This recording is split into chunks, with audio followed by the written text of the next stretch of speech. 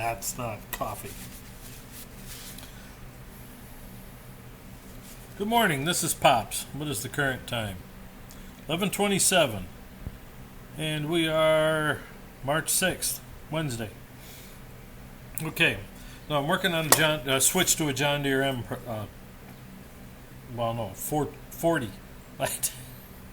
John Deere 40, actually 40T engine.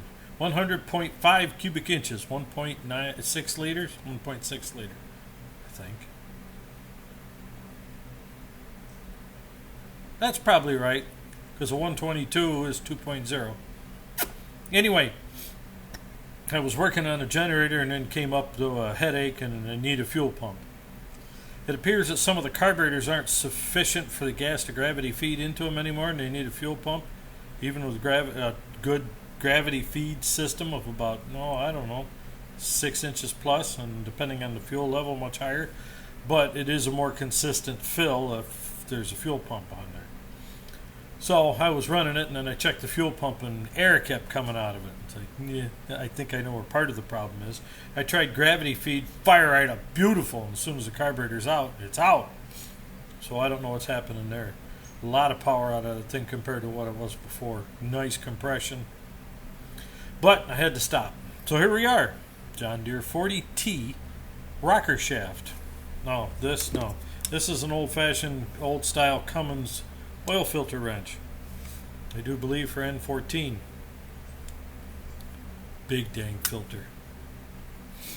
Oh, I've seen much bigger. I mean much, much bigger. Trust me. The N14 has a big filter. I had it worked on an Aljon, what'd they call it? K81 or 81K, 81,000 pound machine. The wheels were a majority of the weight because it was a trash compactor masher. I mean, it had spikes on the wheels that were supposed to break up the garbage and pack it down in there. Kind of like silos, they want it packed in there tight. Well, the funny part is that some of the hydraulic filters on there are they're monstrosities. I mean, they're the type of thing that if you don't have a strap wrench, no. Big hydraulic filters. Not all that tall, probably in the 8 to 10 inch range, but the diameter was as big as the height almost. And then they had some that were similar to the Cummins, only larger diameter, and stood up there just 16 inches big. And there were two of the short monsters, and I think 4 of the long ones. I say 4 of the long ones because even though they had a common hydraulic reservoir, they had 4 separate drive systems. 4 completely separate drive systems. 1 for each wheel. Pump and motor, pump and motor, pump and motor, pump and motor. And filters for the charge circuit for each one. So that was something that was really interesting for me in the past. I don't know. I've always liked odd stuff like that. Now what do we have here? I'm going to have to, let me get a doodad. That'll help us here. Because if I turn the phone anymore, we're going to have a problem. Oh, I'll be right back.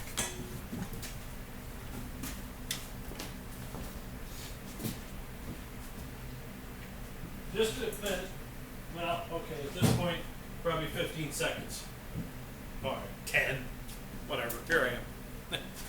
Back there I've got a table set up that's out of the fray. This end usually ends up general work and dirt and garbage and everything in here. Sometimes this end of it is also where I boil my sap. But anyway, wanted you to be able to get a good look in the tray. Now this is the John Deere rock shaft for the 40T, the 100 cubic inch, 1.6 liter. That's how you're going to find it in the book anyway.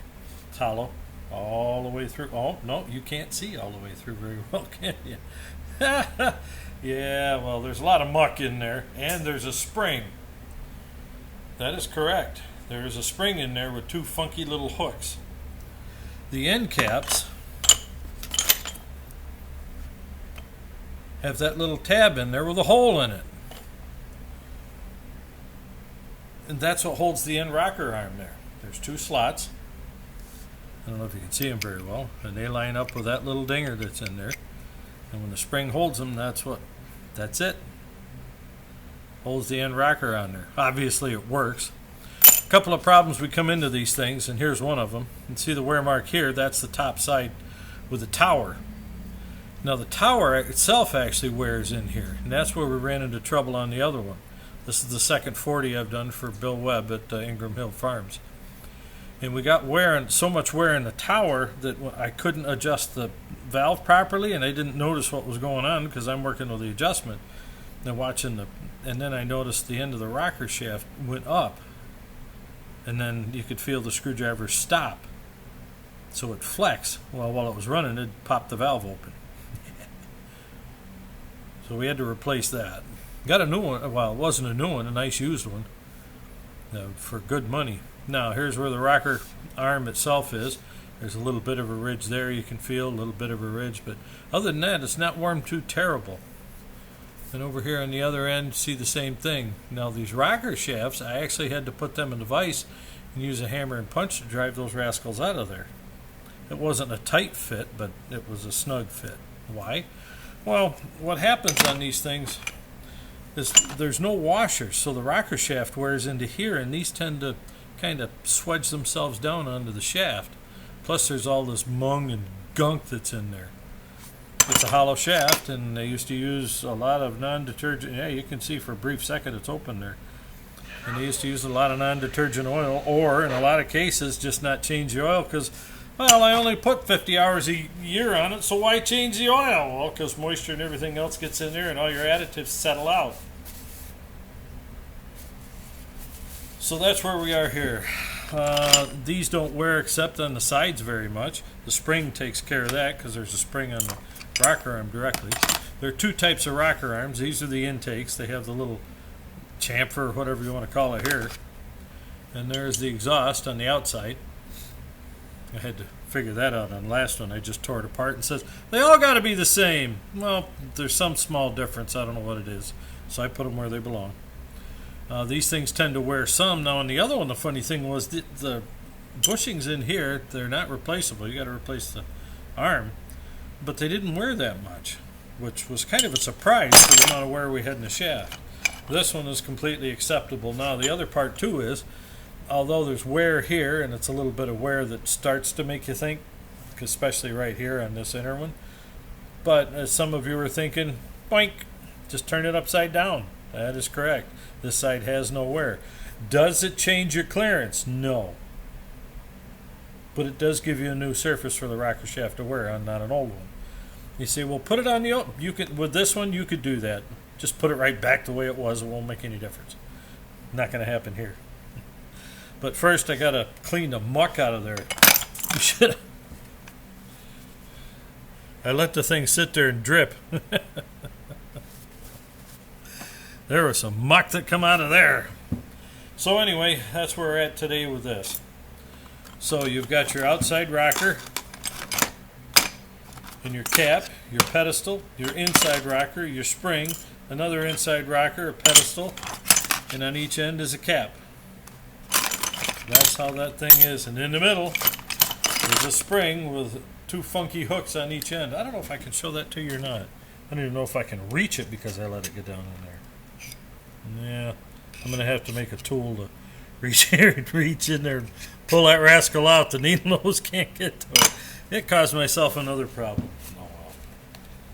I did that in the last one too, but the last one had a homemade spring with wire ends on it. It worked good, so I put it back in. Hang on a second here. If I can find my doodad, we'll pull it out so you can look at the whatchamacallit. That's one. Where's the other? Come on, come on. There we go. I don't know that this is small enough. I may have to go get a different one. I've got these Matco picks. They have beautiful handles on them. Sometimes they're just too dang big. Mac used to have a sweet set with their old red handle, four-sided. But you can't get those anymore. Yeah, this may be too big, but we'll give it a shot.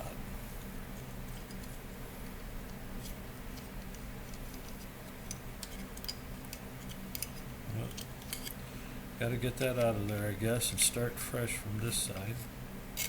Oh, there it is. And now it's coming out, pulling the muck. I couldn't get that to come out before. But there's the end hook. It's a huge one. The other one, we had a small hook on there. And there's their spring. I don't believe you can get the spring anymore. Well, there we are. Let me get a basket here. I don't have a screen in my parts washer very well.